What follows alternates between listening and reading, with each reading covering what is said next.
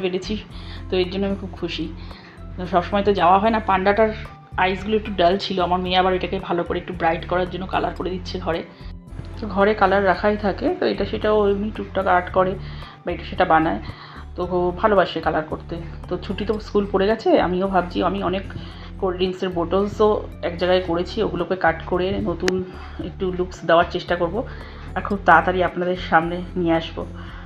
গাছগুলোকে একটু স্প্রেও করে দিচ্ছি, সাথে সাথে একটু ভিডিও বানাচ্ছি। বেশ ভালোই লাগে ঘরে ছোটো ছোটো গাছ লাগিয়ে তাদের সাথে টাইম স্পেন্ড করা। মেয়েও তার সাথে সাথে একটু হেল্প করবে, একটু গার্ডেনিং করবে, সবাই মিলে ইভিনিং টাইমটা একটু গাছের সাথেই আমরা টাইম স্পেন্ড করি। তো আমার গাছগুলো তোমাদের কেমন লাগলো একটু জানিও, ভালো লাগলে এরপরে আরও আমি গাছের ভিডিও দেবো। টাটা, সবাই ভালো থেকো, গুড নাইট।